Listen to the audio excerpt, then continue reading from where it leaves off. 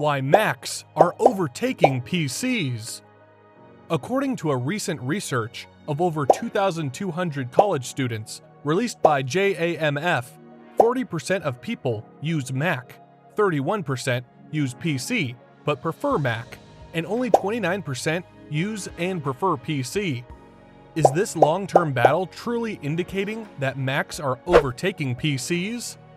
The age-old battle between good and evil, VHS and Betamax, for those of us old enough to remember this, and more recently, it's Android versus Apple, but in the world of computing, it's Mac and PCs.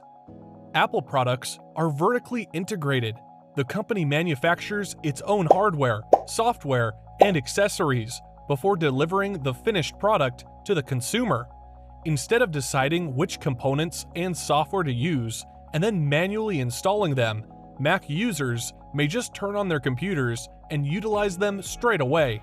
And if customers have a problem with any component, from the keyboard to the hard drive, they can contact Apple's customer support through a single point of contact. PCs, on the other hand, have hardware and software components manufactured by a variety of third-party vendors. To identify and repair a PC problem, users may need to engage with many suppliers. However, the ability to pick and select components makes PCs easier to modify in terms of both cost and functionality than Macs. Nobody can deny that both the Mac and the PC have served us well and have definite advantages. When you evaluate the market, you'll notice that both have a rising number of customers, and in terms of market share, Windows has dominated this battle and will certainly continue to do so in the future. But I believe Apple's portion of this market is about to expand significantly over the next decade. Let's find out more in this video. One of the most important factors pushing up Mac adoption recently is that Apple has been more competitive than ever before in terms of pricing. This may be surprising given Apple's tendency for producing incredibly pricey items. After all, they do sell a $50,000 PC and a $5,000 monitor.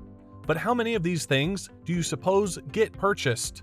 The top-tier Mac Pro costs the same as the typical American's annual wage.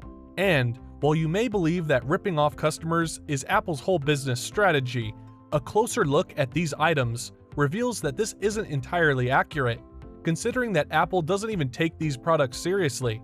When buyers see such outrageous products, they begin to associate Apple with exclusivity and desirability. In terms of price anchoring, when people see a $50,000 computer, they begin to believe that a $2,000 or $3,000 computer is not so expensive. If we ignore such items, we can see that Apple is incredibly competitive in terms of price and value. In terms of desktops, the M1 Mac Mini retails for $700, but you can purchase it for $669 at Amazon. For example, Gary from Everyday Dad believes that the Mac Mini is the greatest value computer on the market, which I believe is a very true representation of this machine. Synergy. Moving on, the second reason Macs are performing better than ever is their synergy. One of the primary reasons for the iPhone's success is that Apple is able to squeeze so much more power out of the same hardware. iPhones constantly have less RAM, CPU capability, and graphics power than their Android counterparts. Despite this, due to hardware and software optimization, iPhones frequently match, if not outperform, their Android equivalents in real-world performance. The lack of such optimization was one of the Mac's major flaws, but that is no longer the case. Of course, there's the M1, but it's not the only consideration. Take, for example, Apple's unified memory. According to several studies and assessments, Macs with unified memory not only match, but surpass computers with twice the RAM. Furthermore, this streamlined hardware is being used by companies other than Apple. Some of the world's largest software companies are now taking the effort to optimize their products for Mac.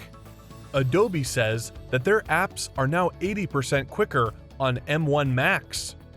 Looking ahead, this synergy should only grow as Apple closes the gap between its iOS and Mac products. Future of Mac. Apple has recently become much more responsive to feedback, as seen by the return of SD card slots, HDMI connectors, and standard USB ports on some of their latest computers. So, perhaps they will implement these modifications as well. If they do implement these adjustments, I believe Mac adoption will only increase in the future, especially with the release of the M2 processor. Now, I don't think Mac will ever overtake Windows as the primary PC operating system, just as iOS will never overtake Android as the leading mobile operating system. However, I believe Apple can increase its PC market share in order to increase its mobile market share. Currently, Macs account for around 10% of the worldwide PC market, whereas iOS accounts for 28% of the global mobile market. I believe it's because of all of the reasons stated thus far in this video. It is very likely that Apple's market share in the PC industry may get closer to 20% during the next decade. Windows computers are less expensive, easier to upgrade, and work with more applications. But Macs simplify the user experience to give a high-end system that looks and performs well.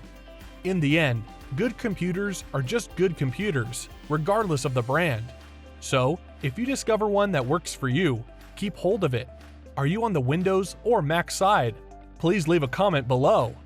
Before we wrap up this video, I'd like to share a quote that inspires me to keep going. To create is effort, to copy is genius. Albert Einstein. If you want to start your own side hustle and start to expand your income, there are some videos marked below. Get in touch and we will get things moving. If you want to change your life, you need to make a change. If you enjoyed this video, please make sure you subscribe and turn on the notifications bell. Thank you for sticking with me all the way to the end. Take care, stay safe, and I will catch up with you soon.